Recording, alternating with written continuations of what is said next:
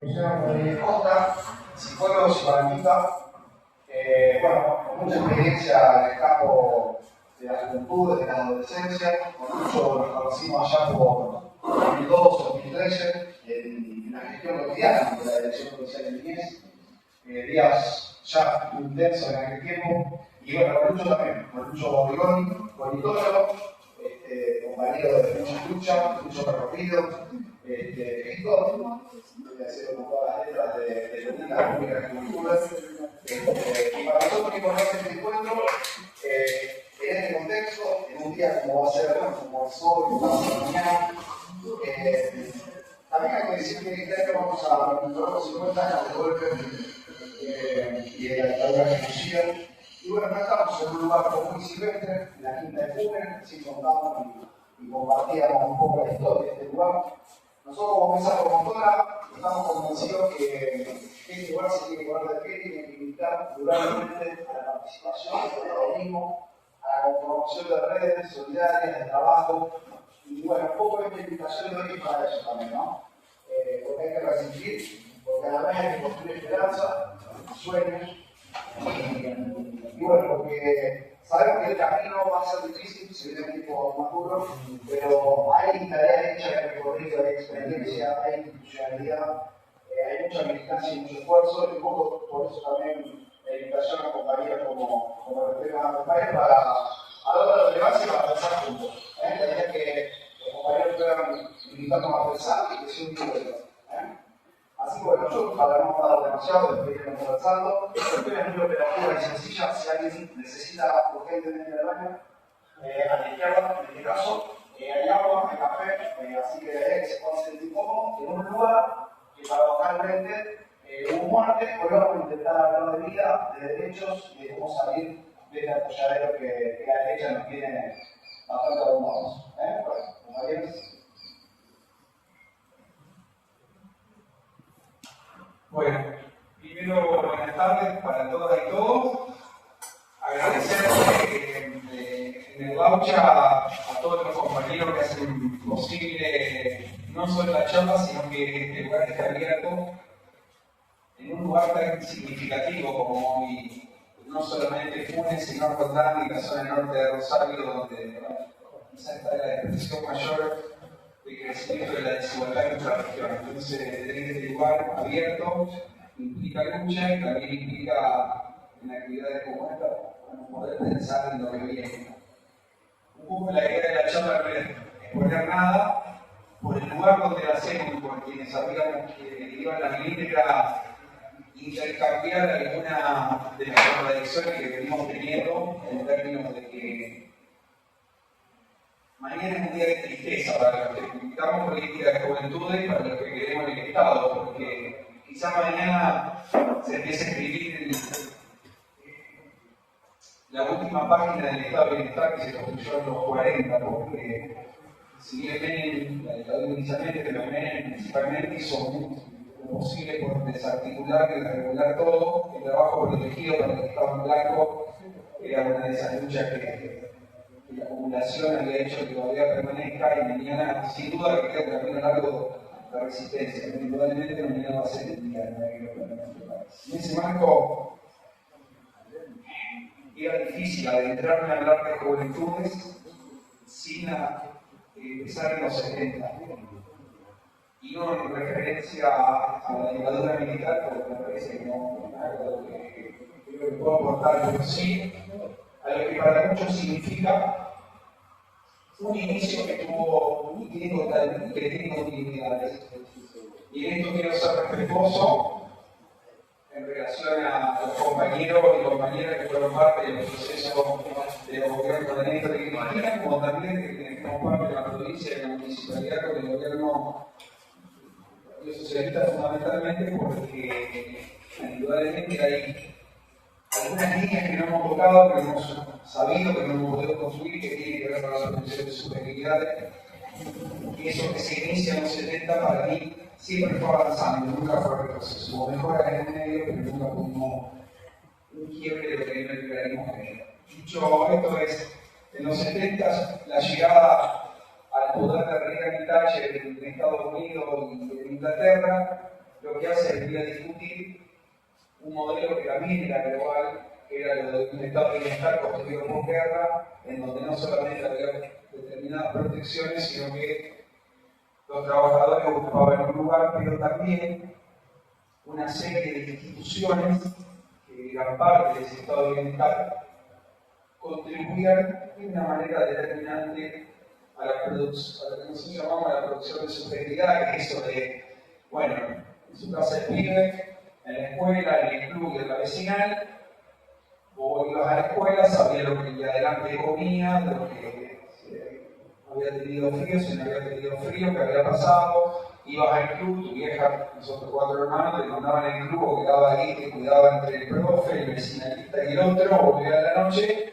y había una crianza más colectiva, y donde en ese estar, en esas instituciones, se iba produciendo un sujeto que también de alguna manera tiene que ver con lo colectivo. En los 70 eso se empieza a quebrar, o por lo menos empieza a dar su inicio, y para mí tiene 2 grandes etapas, que es la primera, que son esta serie de reformas donde empieza ese capitalismo que para nosotros es global, es financiero, pero que también es tecnológico, y que en ese primer momento viene una reforma muy apuntada a estructurar el Estado, que posteriormente, con el consenso de Washington en los 90, lo que viene es a terminar de desarmar con esa segunda etapa de reformas, mucho de esto que estaba construido y que la dictadura no llega a desarmar.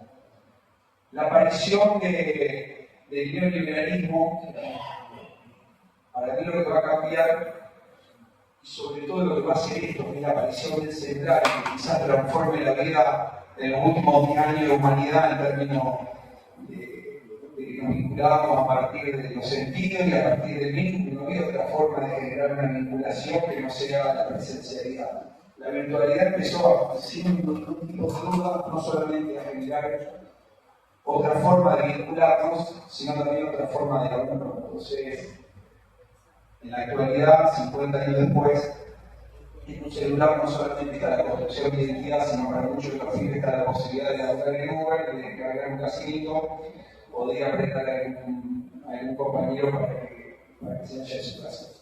Pero antes de llegar ahí, si hay algo que marca el inicio de este periodo de la región es que hoy Latinoamérica es la región del planeta que tiene mayor desigualdad, esto es que hay una diferencia entre el que más y el que menos tiene, pero también, sobre todo, y creo que lo que más me interesa, esta es la región con mayores tasas de homicidio.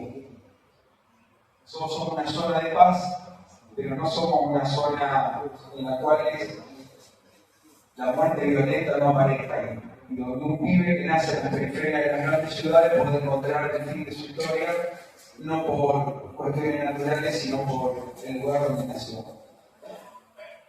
Entonces, el neoliberalismo, las instituciones y la forma de organizar la economía no solamente va a perpetuar diferencias que son históricas en nuestra región, que la Argentina tenía una particularidad de fruto del Estado de Bienestar construido en los 40, sino que lo que va a ir aumentando en paralelo a una organización de trabajo diferente son también las políticas punitivas. El Estado hace varias décadas que tiene una incapacidad para producir bienes públicos.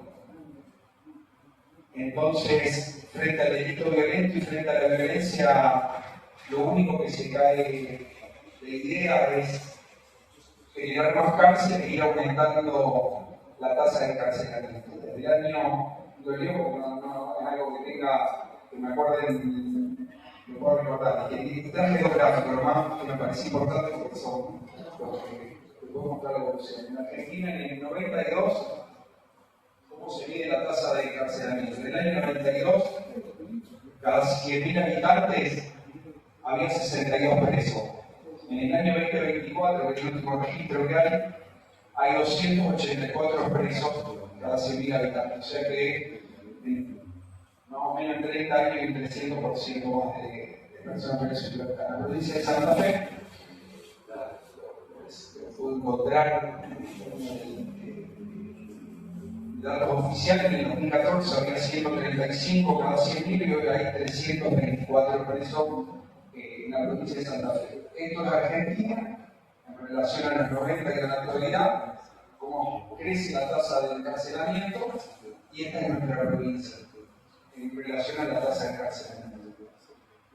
Bueno, la composición de quien está privado de la libertad es muy difícil no vincularla al modelo productivo, un modelo productivo en donde se desarma el estado de bienestar.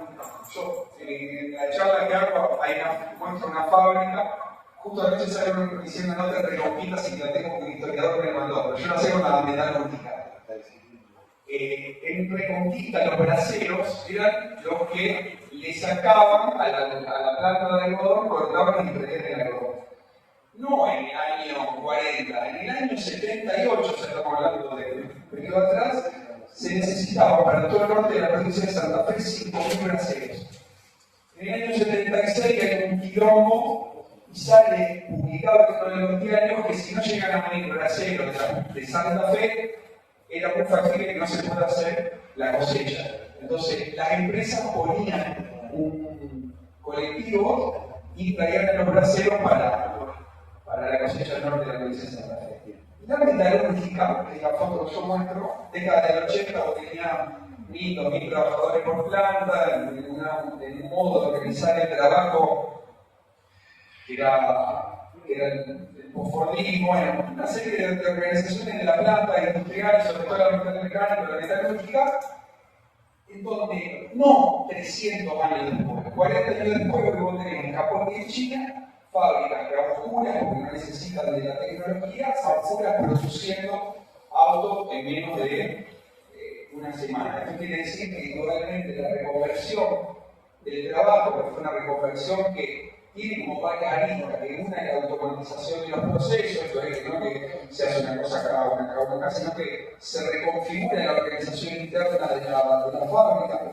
más el ingreso de la tecnología y más la robótica, empieza a haber un desplazamiento que resulta total en términos de la organización del trabajo. Entonces, si nosotros en la década del 70 estábamos atravesados por un estado de bienestar que organizaba, estaba muy presente en la vida, y que no estaba presente en la vida porque había una organización que respondía a ese modelo productivo. Claro que lo estaba, pero también había en esas instituciones una posibilidad de transitar la vida en términos colectivos.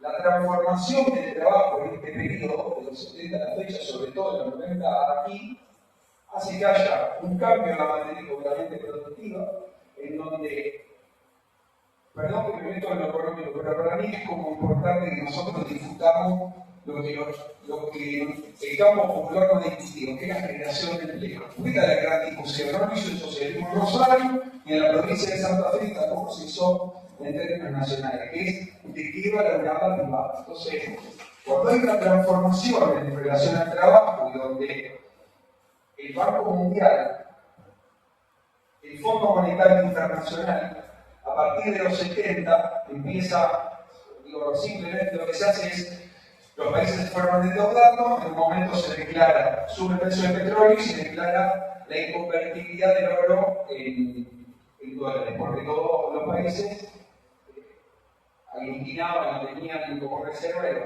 el dólar. Cuando fue Francia que pide cambiar los dólares por oro, lo que empiezan a hacer los organismos internacionales de crédito que fueron desarrollados para post-Segunda Guerra Mundial recomponer Europa y darle industria y poder desarrollarlo, porque eso era el fin de los organismos internacionales, el Banco Mundial para los créditos,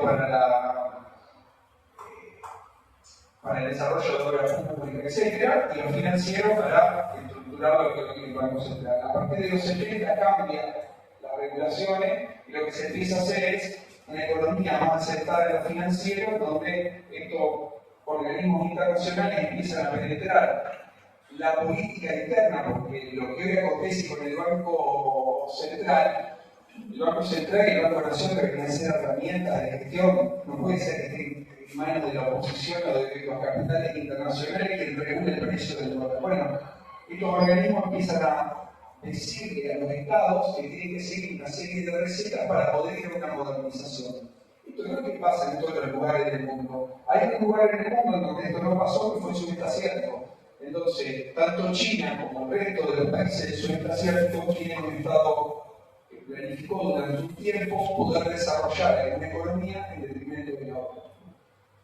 Este pasaje, este cambio, se da en nuestro país a partir del 2003. Obviamente hay lo que era el fin de la historia parece empezar a reescribirse de vuelta en América Latina y la llegada al gobierno nacional, al gobierno popular y de toda Latinoamérica. Muchos pensamos, quienes estudiamos y quienes entendemos, decimos, che, acá se abre una nueva etapa y lo hacemos con la retrospectiva, en donde era posible a un capital que era global e internacional poderle plantear algunas alternativas.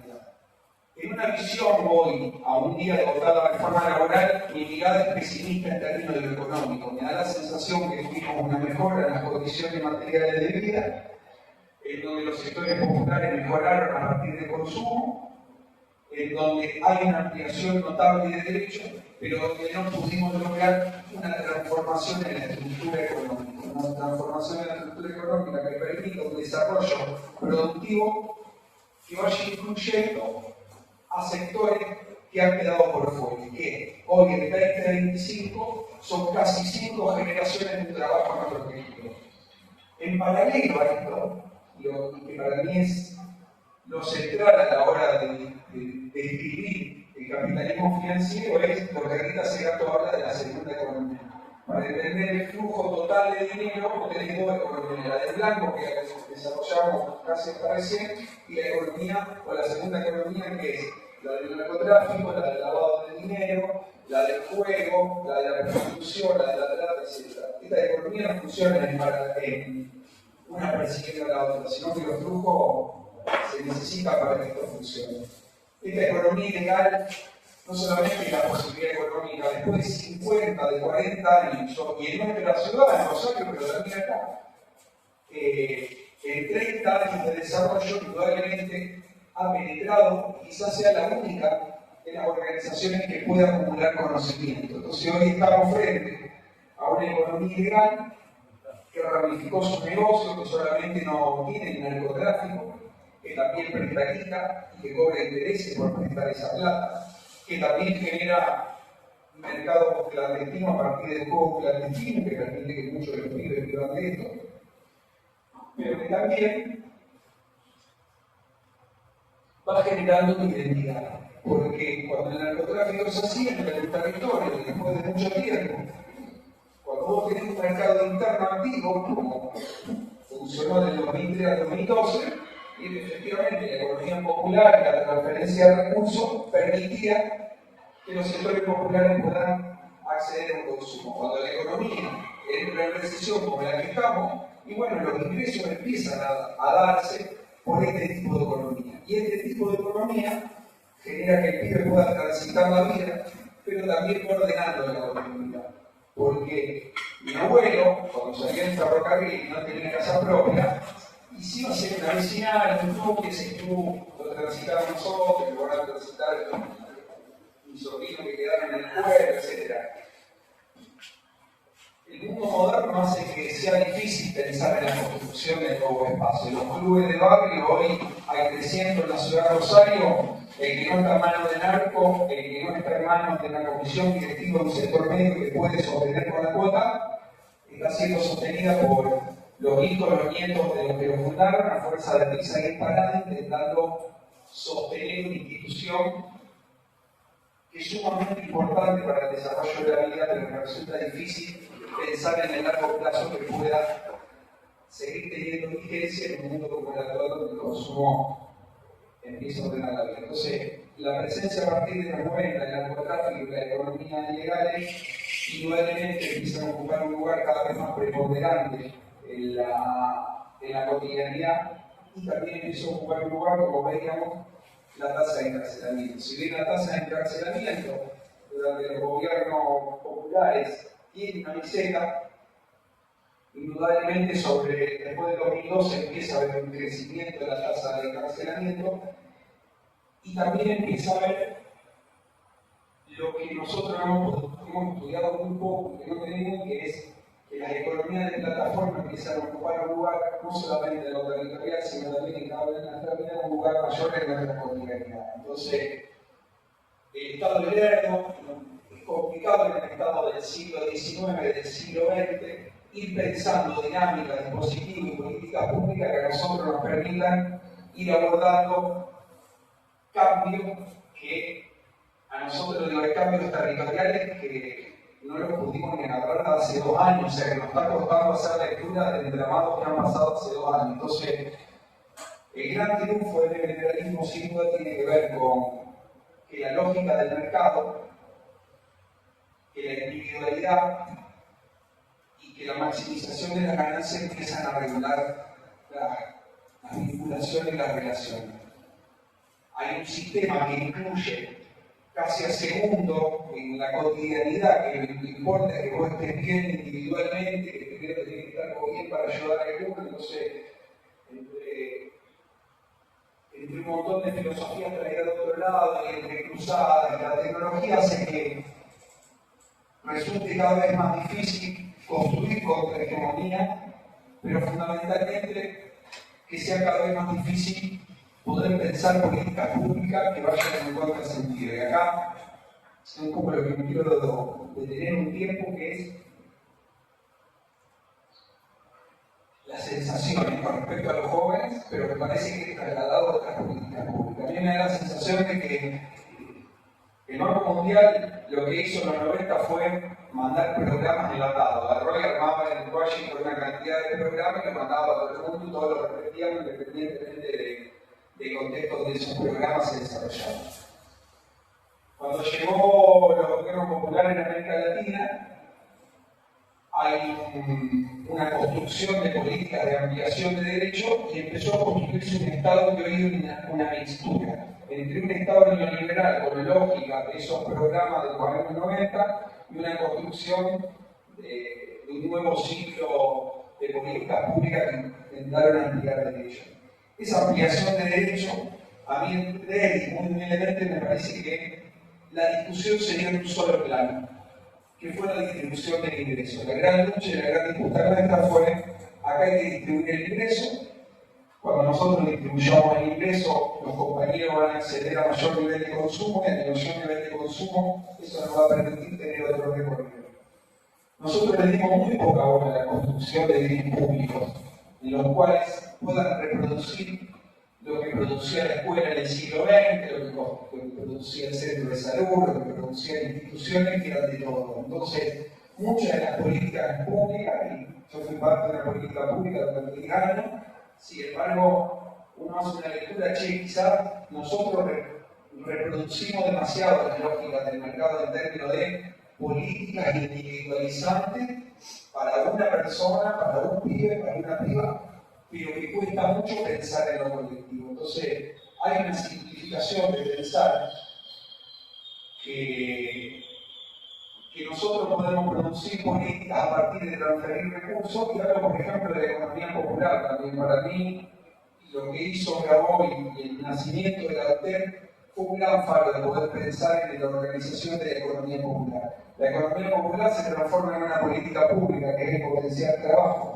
Potenciar trabajo tuvo muchos beneficiarios de la Universidad de Santa Fe y Rosario. La unidad ejecutora de los potenciales eran las organizaciones. Una organización definía quién era el compañero que iba a cobrar o no el potencial. Vamos a Santa Lucía.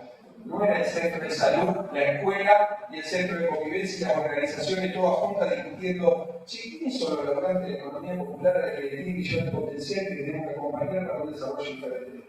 Era la organización a la cual yo también pertenezco, que definía el potencial para cobrar Juan y demás. Cuando llegó Milei, nosotros no aprendimos doblemente, porque nosotros creíamos que había unos derechos que iban a ser, perdón el desorden, pero el enojo, desorden, pero llega Milei, llega Macri y dice: nosotros llamamos acá los derechos consagrados no vuelven a atrás. Y luego 2 minutos lo voló y hizo un pedido al Fondo Monetario Internacional, 50.000 millones de dólares, Sí, pagamos, no sabemos dónde está la guita, no fue a obra pública, no fue a desarrollo del Estado, no fue a nada. Nos vuelve a tocar el gobierno y volvemos a tener políticas sociales que fue potencial transfiriendo recursos, no construimos colectividad, llegó mi ley, nos duró 3 meses, porque luego da para abajo, da abajo el potencial, acá viene para mí de los grandes cuestionamientos que militamos y construimos políticas territoriales, que es la mayoría o muchos de los pibes con los que nosotros laburamos son parte de las organizaciones en las cuales formamos parte, celebrando que al compañero se le terminó el potencial porque no iba, celebrando nosotros con los de discapacidad, hoy soy parte de Coca-Cola del Consejo Municipal, hicimos un laburo con discapacidad.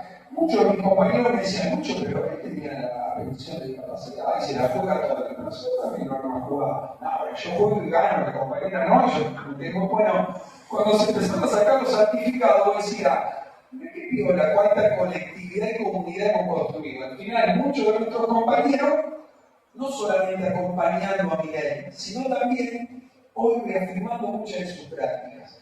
Entonces, es difícil nosotros hacer un traslado de que esto es una responsabilidad de compañeros, de una responsabilidad de que tuvimos alguna posibilidad de poder construir políticas públicas que tengan que ver fundamentalmente con la producción de bienes colectivos. Que esto significa para nosotros, hoy, porque si no voy a seguir una hora de para ir intercambiando, para nosotros, ¿dónde está hoy? ¿Por dónde intentar caminar?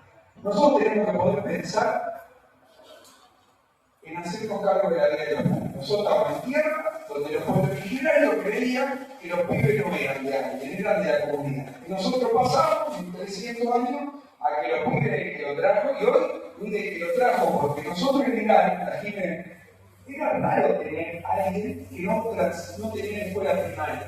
Nosotros tenemos que, no solamente que no tiene escuela primaria, sino que cuando te sientas con Pedro Fernández le decís, la referencia no hay, una abuela no hay, prima no hay, tía no hay. O sea, hoy hay pibes que están solos, pero nada, están solos.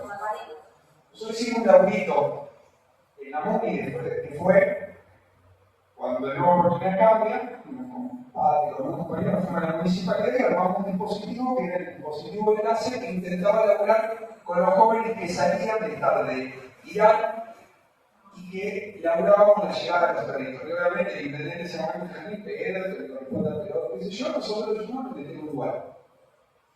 Entonces intentamos enlazar pibes que salían con que la llegada no sea hostil, porque el sistema está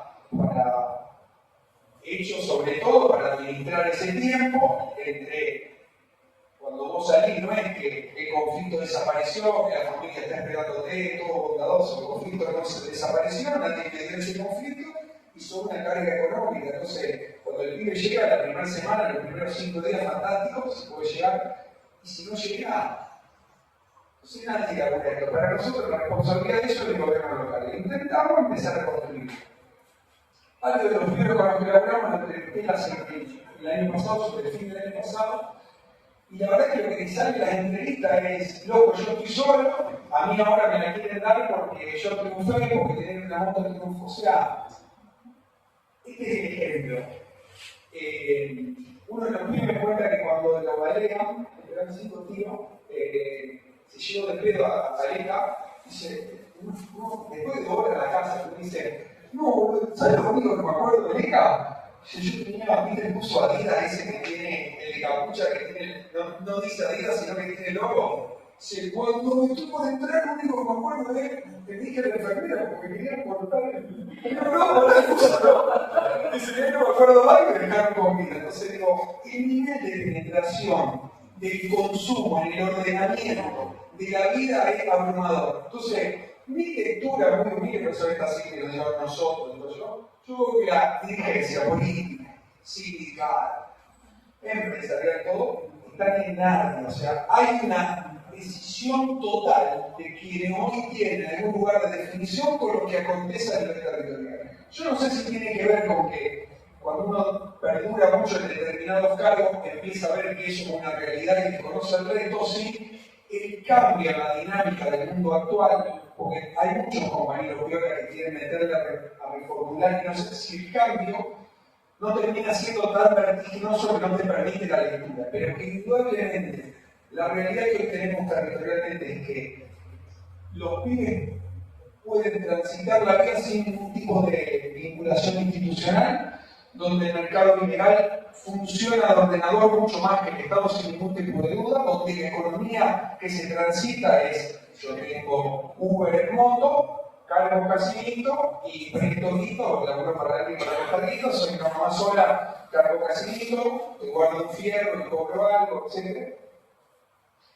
Y me parece que esto solo se baraja en el largo plazo. Y que se baraja, me parece, hay un compañero que es Juan Pablo Jackson, porque como que intercambiamos mucho, y decir, che, quizás haya que arrancar de cero.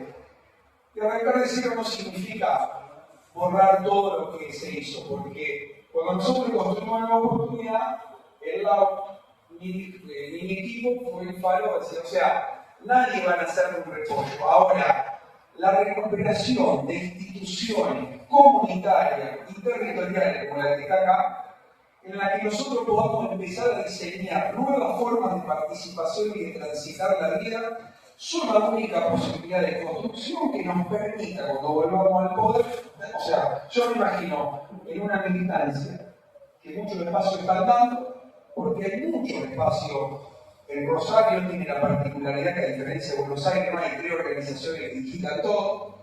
Por suerte, la herencia de GOBA, de Grupol, en un montón de organizaciones de los 80 y de los 70 dejaron y sembraron organizaciones que están en un lugar, que tienen una referencia en ese territorio, pero que no la tienen a nivel ciudad. Entonces, el poder pensar una práctica diferente que sea escalable. Y para mí una práctica diferente que sea escalable es hacernos cargo de la vida. Y hacernos cargo de la vida significa un sistema de cuidado nacional. Y un sistema de cuidado nacional implica que el Estado le ponga guita a los clubes y que diga, yo voy a poner a los clubes, a los 300 clubes, el docente, y le voy a poner también en la infraestructura y le voy a poner los materiales y le voy a poner el mantenimiento. En las escuelas voy a poner todo docente que está complicado para estar frente al curso, trabajadores sociales, trabajadores de primera infancia, segunda infancia, acompañar la vida, o sea, diseñar un sistema que tenga que ver con lo cultural, que tenga que ver con lo deportivo, que tenga que ver con lo educativo, alternativo, pero donde nosotros tengamos la presencia cotidiana. Hay un cambio de paradigma que nosotros no vamos a modificar la vida en un taller, hay que pintar el lugar, pero el lugar tiene que ser la llegada. Necesitamos compartir la vida. Compartir la vida es compartir la cotidianidad. Compartir la cotidianidad también es bancarse a los pibes. Porque una cosa es bancarse a los pibes en términos de el norte de Santa Fe, en donde hay una pobreza, que el viejo ya no labura más, que sí, la violencia relativa, y otra cosa es bancarse un pibe en donde el consumo también viene de generaciones, en donde la violencia está muy latente, en donde si a los 8 o 9 años vos tenés que agarrar una bici para la lagunita, repartir de un lado a otro una bolsita, implica que nosotros tenemos que poder pensar, perdón que confunda, pero en la mesa de niñez, el día martes, un poco algunos compañeros discutíamos, che, quizás tenemos que, hablamos de la baja de la imputabilidad, decíamos, la discusión ya no es más la baja, porque mañana se va a salir y demás. Nosotros con la patria laburamos mucho con las víctimas. Y a nosotros nos tocó laburar con las madres de pibes que han matado y también madres de pibes que lo han matado. En ninguno de los dos casos a mí me tocó una vez que me diga silla eléctrica o que no se ponga a la cárcel y no salga más. La respuesta de ambas familias fue: yo esto quiero que vuelva a pasar, porque la de la víctima obviamente su vida no es la misma y la del victimario se tiene que ir del territorio. Entonces, para que eso no vuelva a pasar, las instituciones tal cual están diseñadas, lo único que hacemos es reproducir los niveles de violencia. Entonces, poder construir otro tipo de instituciones es sentarnos entre los que nos pensamos más o menos iguales a discutir cómo sería el tránsito de un pibe, porque creo que todos estamos de acuerdo que si un pibe comete un delito grave, por eso no estamos hablando de delito grave, un homicidio, un pibe de 14 o 15 años, de 16 que cometió un homicidio y que, en el caso de Santa Fe, metió 17, 15 puñaladas, además, algo pasó con ese pibe. Entonces, ¿cuál es el tránsito que nosotros nos imaginamos? Dejémosle a lo legal que discuta, pero nuestra parte, las políticas sociales, no podemos discutir cuál es el tránsito. No podemos permitir que el pibe en el encierro esté la mayor cantidad de tiempo adentro del pabellón, con poca actividad, porque el Ministerio de Educación te manda el peor de los docentes, porque Cultura dice, pero yo al final no me corresponde acá, porque el Ministerio de Trabajo no lo llamé. Entonces, la prioridad de poder acompañar instituciones del régimen penal juvenil de los estados, de los gobiernos en general, es nula. Es la voluntad de los laburantes y los compañeros que están ahí adentro. Entonces, el gran capital y la derecha se pone de acuerdo fácil porque dice máxima rentabilidad, desregulación económica, flexibilización laboral. ¿Están de acuerdo? Sí, vamos, pum, adelante. A nosotros nos importa el cómo. El cómo un pibe, en un tiempo, un pibe que nació en un contexto de mucha violencia, deja de transitar esa violencia. Bueno, para ese tránsito no es lineal. Yo creo que hoy tenemos una carencia de eso, una disputa de paradigmas en términos de por dónde ir. Lo que primero nos sale es que la vinculación es central. No hay pibe en mis 15 años con el cual no se pueda abordar, no se pueda trabajar, no se pueda vincular. Las vinculaciones tienen efecto y tienen marca, pero si son cotidianas y permanentes, para esto las organizaciones sociales, religiosas y culturales son centrales, porque la vinculación que generan tiene una proximidad total, pero el Estado no puede seguir pensando en o potencializo la política social, que es el pago de la organización que se te cargo vos, o te costo, si vos no sos mío, no te incorporas. Creo que hay un mix que tenemos que ir, que es de cogestión, que hay que discutir con las organizaciones los abordajes, porque ni la organización se lo sabe todo ni el laborante. Entonces, poder pensar organización en la cual confluya un profesional con un compañero de organización y poder acompañar la vida, me parece que es un tránsito. Yo era más chico, entonces no lo viví acá, pero todos plantean que en el 2001 tampoco se veía venir un cambio y que efectivamente el cambio post 2001 se dio. Esto parece una gran noche, parece que con cada uno que nos encontramos resulta difícil que aparezca un alguien que pueda aglutinar, homogeneizar. Son muchos los pases de factura, en un momento donde las redes parece ser una instancia donde descarga parte de lo que piensa en el enojo. Entonces es difícil pensar, che, va a haber una instancia donde todos vamos a concluir. Todos hablan, che, es un momento de repliegue. Yo no digo que no sea el momento de repliegue, pero el repliegue no puede ser intelectual. Porque nunca la historia de la humanidad quiso de todo tan alejado lo que se piensa, lo que se dice, de lo que se hace. O sea, vos podés pensar, decir un montón de cosas acá adentro y la práctica puede no coincidir nunca. Me parece que es un momento para encontrar esas dos variables y es un momento para construir este tipo de organizaciones. Hay, pese a lo que pasa en el gobierno nacional, amigos del movimiento de jubilados, que no lo conoce, una todo que por se juntan en la Topolé para la marcha y diseñan discursos. O sea, hay en esas pequeñas luchas, me parece un camino que no es un camino de resistencia o para pensar la revolución, es un camino de poder pensar instancias y pequeñas prácticas que puedan ser escalables. Para mí, hoy la discusión está, hay que construir de vuelta en relación a las políticas sociales. Hoy nos tocaba lo de cárcel, pero cuando nosotros tuvimos hace 2 semanas la internación de un pibe en salud mentales, con compañeros buena onda, que todos queríamos internar, que todos queríamos hacer un camino, fue imposible hacerlo. Entonces, cada cosa de esto que tocamos, los compañeros llegan a un momento que pasan del enojo a la institución al cansancio a querer matar al que está enfrente. Entonces, indudablemente hay un debate que no se puede hacer público porque es darle de comer, pero internamente lo tenemos que hacer, que es cómo nos imaginamos un nuevo Estado y otra política pública que tenga más que ver.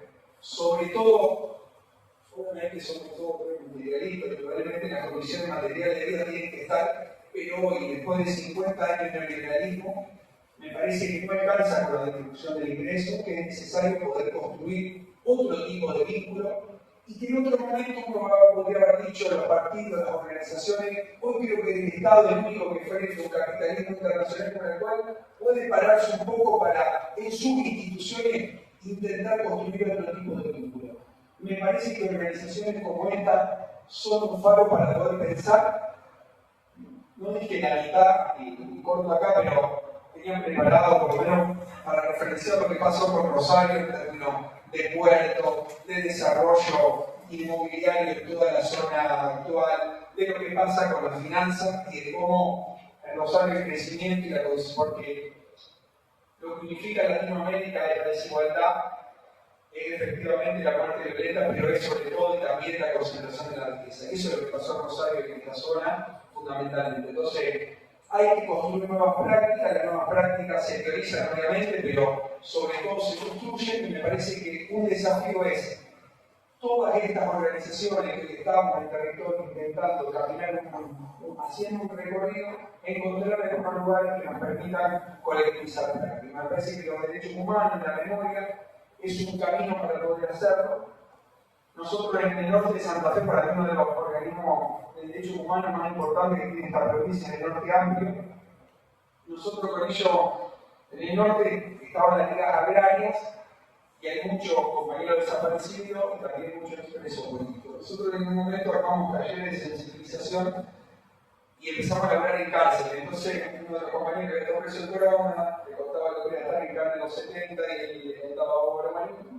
La verdad que fue una experiencia rica, no digo que sea una experiencia, digo que necesitamos como poder recuperar la historia, tener memoria, pero también empezar a construir un Estado con estas desigualdades, porque son desigualdades que después de 50 años han penetrado y hoy están produciendo otro tipo de subjetividad. Así que nada, muchas gracias por el tiempo y bueno, me abierto a un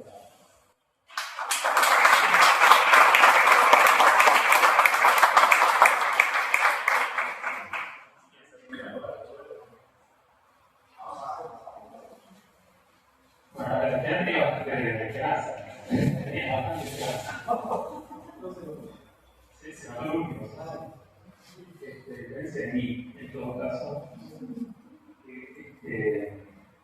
Yo sí lo que me quedo pensando, lo que dijiste recién, cuando momento de debate esto, y es que en realidad lo que comanda de algún modo a las comunidades, estamos hablando de ciertos sectores sociales. No es solo el mercado ilegal, sino el mercado, no el uso de la vida, sino que no se contaba y demás. Tenemos que tener presente, y esto digamos mucha persona que escuché con Juan Pablo Paz. Y que es cierto que eso comanda, pero comanda a los pibes en la medida en que no hay otra cosa que los ligue a algo vital. Entonces quiero decir, el consumismo crece en los lugares donde crece el vínculo. Entonces es una cuestión de distribución material, pienso, de los recursos, que sea donde trabajar. Cuando había políticas públicas, el laburo organizado por el propio Estado, que nos decía que duraban poco, que se consumían poco. La cuestión me parece también es que pasa a nivel del vínculo y la simbolización que permite el vínculo a nivel colectivo. Me parece que esa es la otra gran distribución de la riqueza que debe crearse. Vos contás con dos vecinos que se pelean, porque cada uno hacía lo que cobraba, que se cobraban casi, qué sé yo. Uno lo que ve ahí es que no hay comunidad. Pero suponemos, trabajamos con el concepto de comunidad en los años 70 y ya en los años 70 está dejando de funcionar. Entonces, el desafío me parece también es no solo como reconstruir la productividad y la distribución de posibilidades de incluirse en un mercado laboral, sino como reconstruir algo de lo comunitario. Yo trabajé muchos años en el centro de día, por ejemplo, y nosotros con los jóvenes nunca charlamos de cuestión política. Y yo he visto pibes temblar en el colectivo yendo al centro por saber cómo van a ser mirados en el centro, o por cómo ellos creían que estaban siendo mirados en el colectivo, por más que nadie los mirara, ¿no? Y nunca hablan de racismo. Sí, hay algo de lo comunitario que no se construye tampoco, porque no hablamos de las cosas que siguen siendo tabú para nosotros. Entonces, digo, un tío puede hablar mucho del uso de Adidas, pero cuando va a una institución y se encuentra con que recibe un trato humano y alguien para alguien, ese uso pierde entidad. Eso voy. Entonces el tema no es solo como los mercados reales y ideales comandan, sino como el mercado lo necesita desintegrar el tejido y por otro lado vivir en esa desintegración. ¿No? Pero es muy cotidiano como un bien cuando se siente alojado en algún lugar, estar en el día a día, acompañarlos y demás, como algo de todo eso va perdiendo peso. Y el peso que tenía era porque venía en lugar de una vacancia de humanidad que faltaba. Entonces el desafío es tanto materialista, Marx de acuerdo con lo que dice. Es tanto materialista como también cómo reconstruir algo del vínculo, del lazo, del debate. También por ahí lista de instituciones, pero si hay un debate sobre esa lista, después viene el gobierno chino y no se construyó otro tipo de subjetividad, quiero decir, en serio. Y eso es lo que pasa a mucha gente que no es que vos sí estés mal agradecido, cómo no, valoró lo que el Estado le dio y qué sé yo. Bueno, esa persona en todo caso no desarrolló una subjetividad donde se sienta parte de algo, donde aporta y recibe a su vez. Entonces a lo mejor tenemos que pensar eso, cómo estamos construyendo lazo entre nosotros. Bueno, yendo al tema, el próximo hablar, a ver qué vuelve. Un video razonando eso. En realidad, la convocatoria que fue, a ver qué se puede decir sobre este tema tan cliché en este punto. Lo primero que me sobrevino es fastidio. Gracias por la invitación, pero mi primera sensación fue fastidio, porque es como otra vez tenemos que estar hablando sobre la cuestión de la baja de la edad de punibilidad, de imputabilidad. Otra vez como en cada gobierno de derecha que viene a ponernos en la agenda y a ponernos a discutir sobre su agenda. Y yo lo que quería estar discutiendo esta agenda, que decía acá Lucho, es sobre cómo queremos pensar la institución, cómo queremos pensar de qué modo acompañar a jóvenes que son cuarta, quinta generación de padres desempleados, que son víctimas de violencia, etc. Cómo armamos esto y en lugar de eso tenemos que estar pensando cómo no seguir perdiendo. O ni siquiera cómo no seguir perdiendo, porque parece que algunas pérdidas ya están casi políticamente garantizadas. Pero bueno, comparto el fastidio por tener que responder a la agenda de alguien más. Y esto me lleva un poco también a la cuestión de pensar lo que hacemos en el tiempo lo requiere, quizás. Digo, porque mientras nosotros por ahí, en los tiempos de bonanza política, decimos frases cliché, el amor vence el odio, cosas así, la derecha armaba un megaproyecto con 20.000 leyes ya pensadas, ya armadas. Entonces digo, bueno, esta hora requiere, pero sí, se requiere, armamos un megaproyecto progresista, qué sé yo. Y pensar en la política, algo que nos permita tener una masa rápida en el momento en que esto sea posible. Si no solo es resistir y esperar que venga alguien nos haga, qué sé yo. La segunda cuestión que viene además del fastidio es la pregunta, bueno, acerca de ¿a quién le hablaríamos en este debate sobre la baja de la edad de punibilidad? ¿A quién? Dijimos aquí que hay canales públicos, acá en el público los mismos pibes son o deberían ser parte de este público, porque ellos en parte son de mano dura. Son de mano dura. Aunque hubiese la mano de la institución, lo que piden es que sanción, expulsión total, vergüenza y que nunca más vuelvan a empezar. cuesta muchísimo entrar en otro código de legalidad, de construcción de legalidad, que no sea la desaparición. Lo digo una vez en el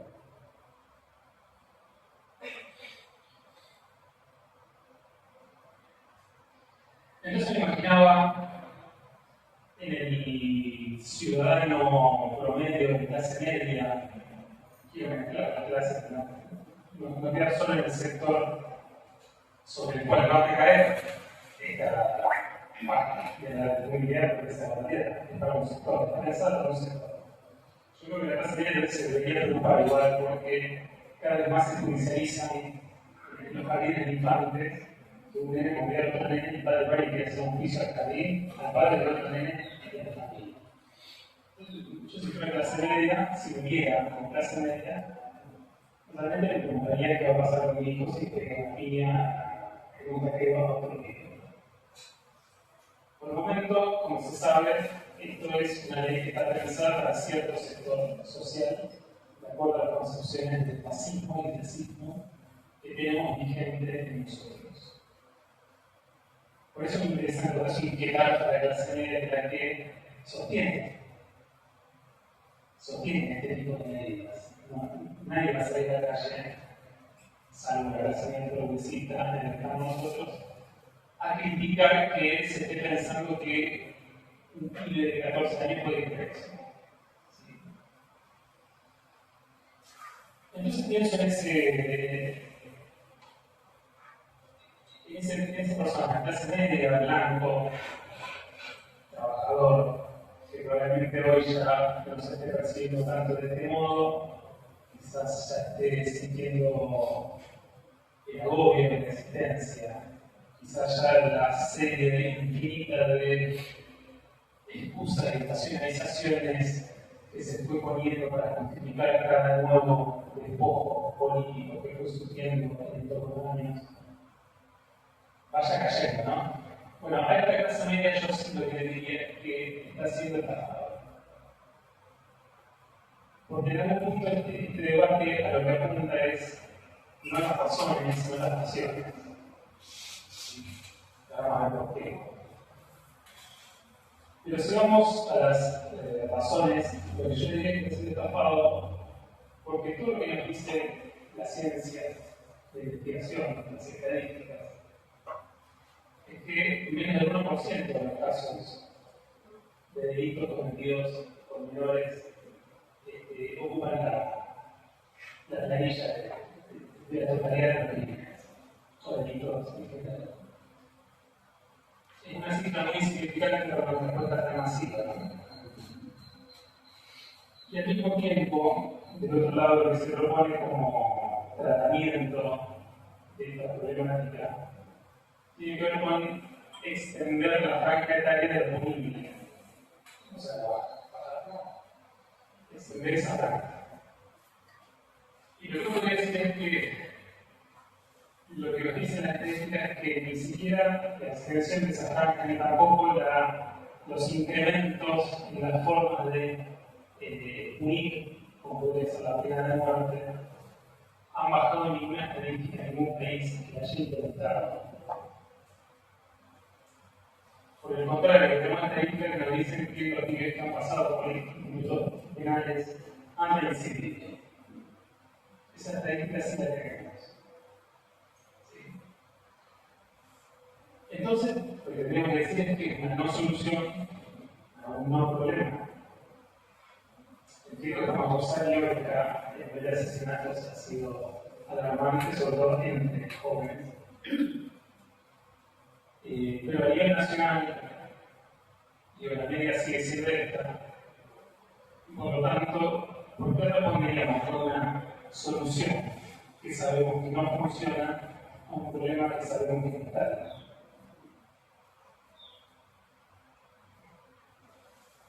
Esa es una pregunta que me queda. No soluciona un problema. Y lo que tenemos que preguntarnos también es por qué cada vez que aparece un gobierno de derecha se propone la organización de la sociedad que ya tiene toda una política de despojo planificada, es que reaparece la propuesta de la baja de la edad. Incluso la imputabilidad de punibilidad, porque lo importante es el castigo, punir. No sé si lo comprende o no, es una cuestión secundaria.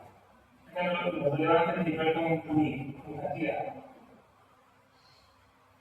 Y entonces en este caso lo que aparece nuevamente son los debates por sí o no la baja, por derechos humanos o justicia social, por mano dura o mano blanda. Debates y sobre todo lo que más derechos. Lo que yo diría es que ante el despojo planificado, ante la descripción, incluso los mínimos códigos de subjetivación que aún nos quedaron, lo que se produce es una enorme masa también de malestar. Digo que los psicoanalistas no nos gusta hablar mucho de malestar. Malestar igual es bastante suave, es decir, de este modo en realidad se produce una tensión que no tiene causa de elaboración. Estamos sufriendo algo que lo hemos tratado, bueno, en el consultorio lo vemos con cada persona que hablamos, es un profundo desasosiego, es una profunda desesperanza, un sentimiento oscuro que ni siquiera se puede definir bien de dónde proviene, qué quiere decir, ni cómo está funcionando en nuestros propios cuerpos. Y es muy difícil, como analista, también algo de ese desasosiego se transmite como inquietud de qué respuesta a una persona que va perdiendo progresivamente las esperanzas porque va perdiendo progresivamente las vías culturales para sentir que la vida tiene algún sentido. Por eso también pasa que baja la edad de natalidad, que los temas de la tasa de natalidad con cada catástrofe social. Nosotros lo que vivimos una catástrofe social y los subjetivos. Y hay mucha gente que no siente que tenga algún sentido vivir, ni mucho menos llegar a algo a otra generación. Que estemos castigando así a los más jóvenes en nuestra sociedad y que estamos con eso.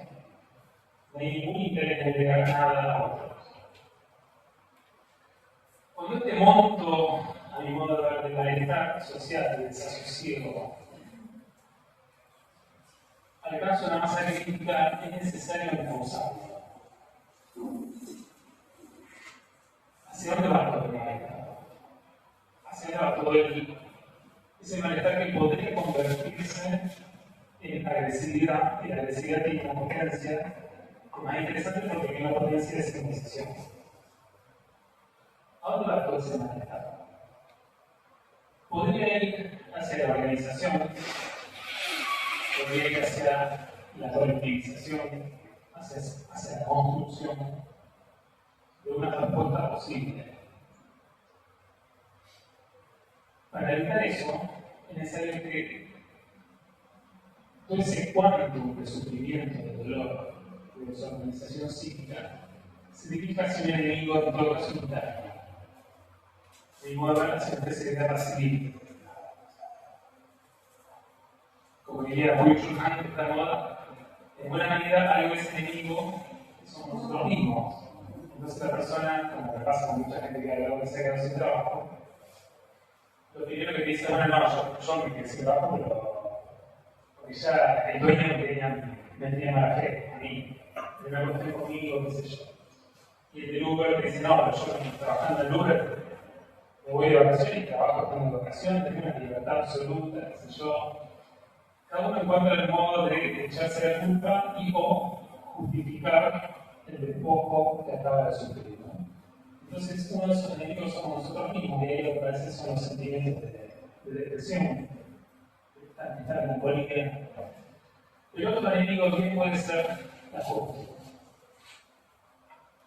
Bien puede ser porque bien siempre lo ha sido. Si nosotros pensamos, tuvimos casi un siglo de patronato de menores, que es casi un eufemismo decir el patronato de menores, porque en realidad el patronato de menores abandonados y delincuentes. sea, el tema de la delincuencia y la infancia y juventud está instalado en Argentina desde los comienzos mismos de lo que se llamó el movimiento argentino.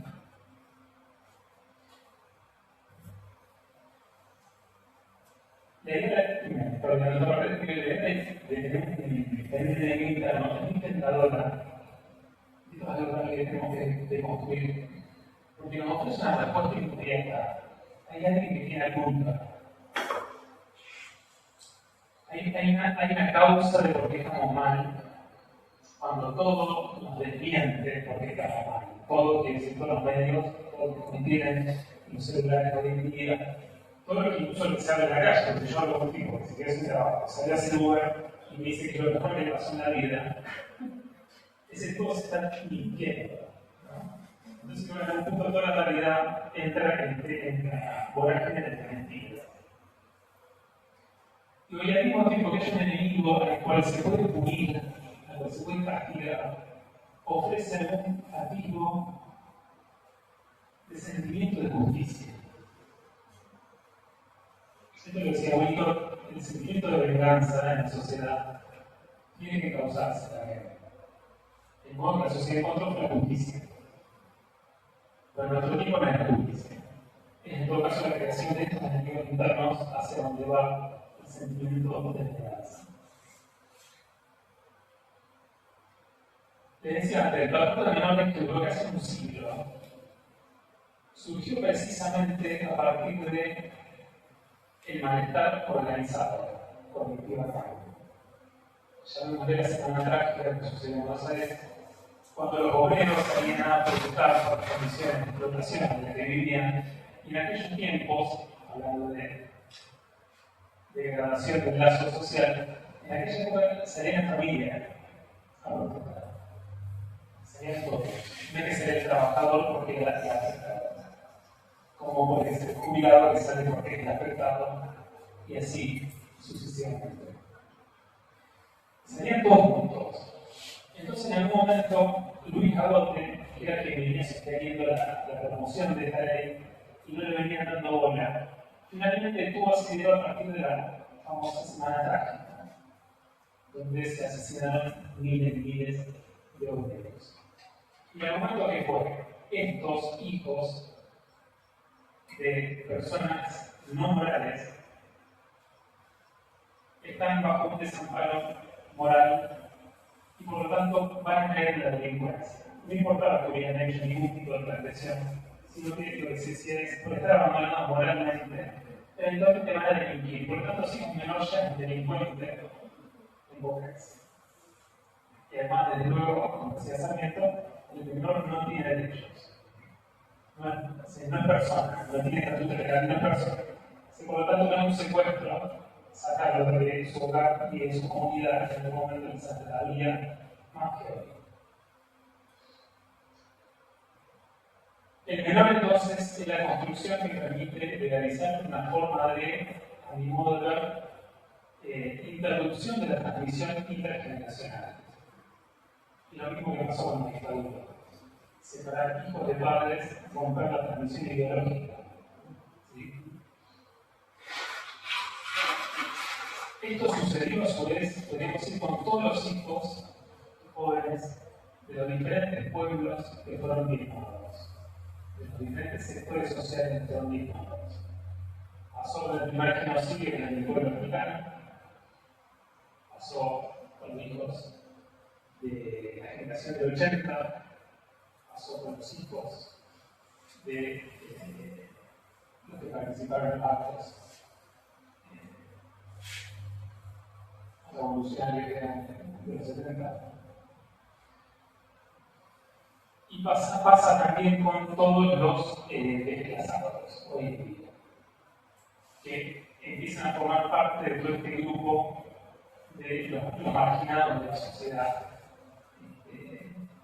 sobre los cuales va a tener siempre una política que tiene que ver con la interrupción de la transmisión intergeneracional, el borramiento de la memoria.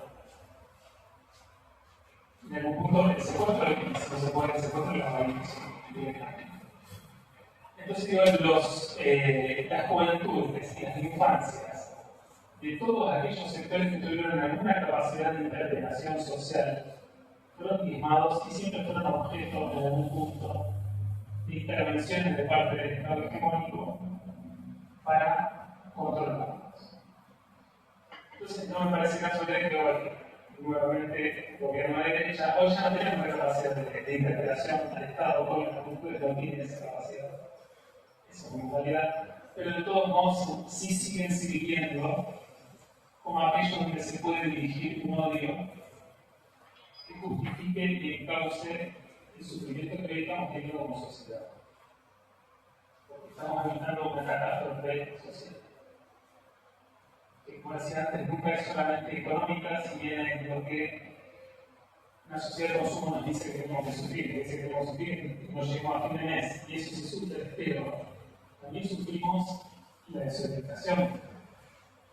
No sabemos hacia dónde vamos, no sabemos muy bien de dónde venimos tampoco, no sabemos bien ya para qué estamos en esta vida, salvo de irnos a educación de grano, tener un plasma un poco más grande, etc.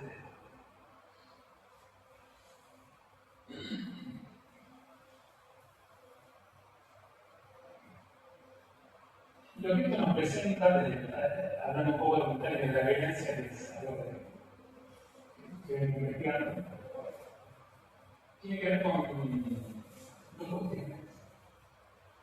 En primer lugar, la cuestión del fetichismo de la violencia es un mecanismo propio de toda forma de violencia que supone fascinarse con el último eslabón de toda una cadena de violencia. Como podría ser el pibe que efectivamente va a tirotear estaciones de para dejar un mensaje mafioso. Digo, y en esos casos lo que no se cuestiona es cuando cuál es toda la cadena de violencia que está detrás del pibe. Y toda la cadena de violencia es todo esto que acabo de decir desde 11 mismo el pueblo africano a la fecha. O sea, las heridas abiertas de América Latina y de Argentina. Como estos pibes que decíamos antes son cuarta, quinta generación de familias que no tuvieron laburo, que sufrieron violencia, pibes que ven creciendo, que crecen viendo cómo se asesina a su amigo, a su compañero, instituciones que quedan mudas ante tanta violencia. Y sin embargo nos fascinamos con el último eslabón de toda esa cadena. De pronto lo que pasa con las violencias, de la ausencia total de políticas para estos jóvenes, de la ausencia total de perspectivas culturales, sociales, económicas, educativas para estos jóvenes. Por otro lado, otro mecanismo típico es la culpabilización de la víctima. La culpabilización de la víctima aparece sobre todo cuando algo de la violencia es interpelada. O sea, mejor dicho, cuando se empieza a visibilizar algo de cómo funciona la violencia. Entonces, ¿qué aparece el backlash, como se dice en el caso de abusos sexuales infantiles? Aparece como un vuelco. Podríamos decir cuando la violencia se defiende. Y en este caso, si el interlocutor imaginario que decía antes, me estuviera escuchando, probablemente diría que soy un profesor de pobre, soy un fuerte, etc. Y sin embargo, a mí la pregunta que me queda es: ¿qué pasa con la impunidad del punidor? Y en esta especie de guerra civil que se nos propone constantemente, en todo caso, lo que pasa con los pibes es uno de esos enemigos. También somos nosotros mismos, también sean las mujeres. Los enemigos se van armando. Y tiene que ser mucho lo posible para que la sociedad se transforme lo más posible. Mi pregunta es: ¿qué pasa con la imputabilidad del punidor? Porque ese siempre queda al margen, siempre impune. Y me gustaría que por lo menos, si vamos a visibilizar la violencia, visibilicemos que aquellos que proponen castigar, pero no ofrecen ningún otro tipo de propuesta inclusiva, no es más que un violento que un castigador. y por lo tanto merece su protagonismo.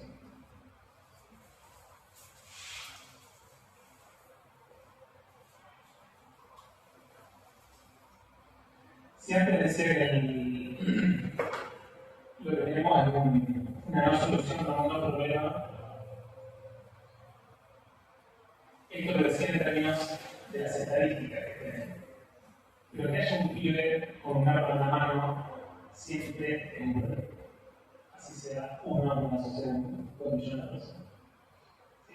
Eso sí es un problema y siempre una interpelación acerca de que estuvo haciendo el mundo adulto en ese momento. Y en el mundo adulto, no es la familia, el padre o quien estaba ahí con él, es todo el mundo adulto. El motivo, y ahora introdujo la parte del psicólogo, por el cual no podemos pensar que tenga ningún tipo de asidero en el plano del subjetivo y la baja de la edad de imputabilidad, es que incluso un adolescente sano, cuidado, que recibió, que tuvo garantizado todos sus derechos, es inmaduro. ¿Sí? Eso quiere decir que aún está en situación de dependencia.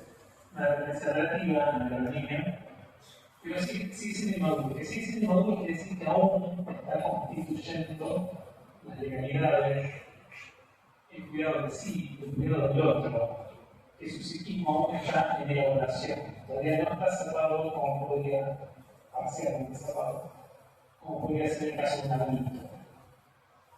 Sus valores aún están en un proceso de formación.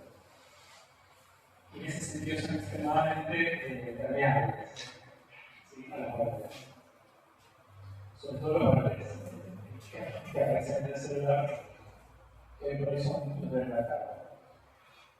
Pero si no, incluso ese pibe que tuvo todos los cuidados es inmaduro, por eso no se lo puede jugar. Imagínense un pibe que sufrió todo lo desarrollado, no solo en su tiempo de vida, sino transgeneracionalmente. Quiero decir, los sufrimientos que se transmiten de una generación a otra, y no solo lo que padeció desde el momento en que nació. Porque todo eso también se transmite. Y todo eso también es lo que degrada el lazo. La transmisión del dolor no elaborado, no solo singularmente, sino de modo colectivo.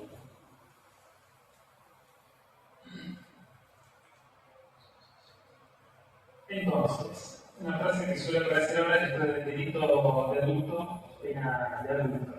Bueno, es un claro ejemplo de lo que es el chico de la evidencia.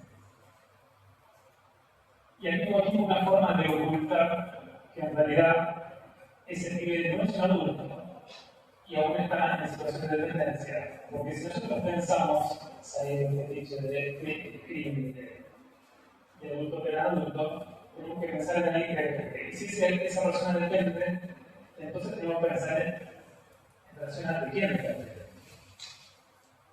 Y entonces tenemos que pensar en el adulto. Y por eso estas políticas de la violencia necesitan de este tipo de fetiches que nos hagan olvidar, que nos hagan no ver que los pibes aún dependen de nuestras decisiones. Y la pregunta es por qué estamos haciendo nosotros para dejarle algo a estos pibes hoy.